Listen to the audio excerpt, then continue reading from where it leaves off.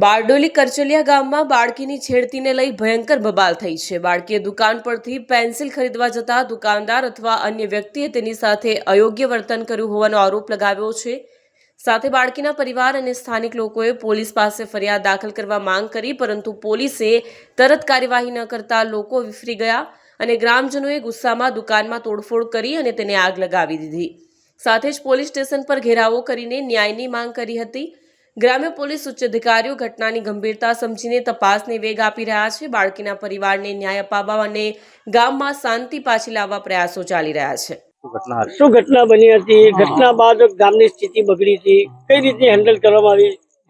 બારડોલીના કરચલિયા ગામે સવારે એક બનાવ સામે આવ્યો છે। એમાં નાબાલિગ દીકરી છે અને એની કોઈ દુકાનદારે સામાન લેવા જતા છેડતી કરેલી છે, એવી ઘટના સામે આવેલી હતી।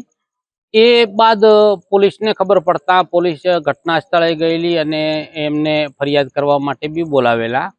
પણ મીનવાઇલ ગામ લોકોને સ્વાભાવિક છે કે નાબાલિગ દીકરી હતી એટલે રોષ થયેલો અને એમાં ગામ લોકો ભેગા થઈ ગયેલા ટોળું, અને ગામ લોકોએ દુકાનદારનો થોડો ઘણો દુકાનમાંથી સામાન કાઢી એક ટેબલ કાઢી અને દુકાનની બારે ટેબલને સળગાવવાની કોશિશ કરી। ટેબલ સળગાવેલું પણ પોલીસ આવી ગયેલી, પૂરતો પોલીસ બંદોબસ્ત થયો અને ગામવાળાનો રોષ હતો એમાં પોલીસે ગામવાળાઓને સમજાવેલ કે ભાઈ ખરેખર આરોપી છે એ અટક કરી લીધેલ છે, લોકલ ક્રાઇમ બ્રાન્ચે અટક કરેલ છે અને પછી ગામવાળાઓને ખબર પડતા કે નહીં પોલીસે આરોપી બી અટક કરી લીધેલ છે અને પૂરતો બંદોબસ્ત છે। એટલે હાલ માહોલ શાંતિનો છે, ગામ લોકો અત્યારે શાંતિમાં છે।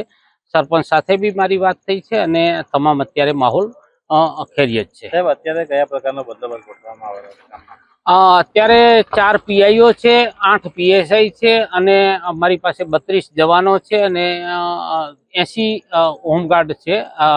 તમામ ગામમાં બંદોબસ્ત ગોઠવી દીધેલો છે અને આ બાબતે કોઈ રોષ ન થાય તે બાબતે અમે આગેવાનો બી બોલાવેલા છે અને એમની સાથે પણ હું મીટિંગ કરવાનો છું।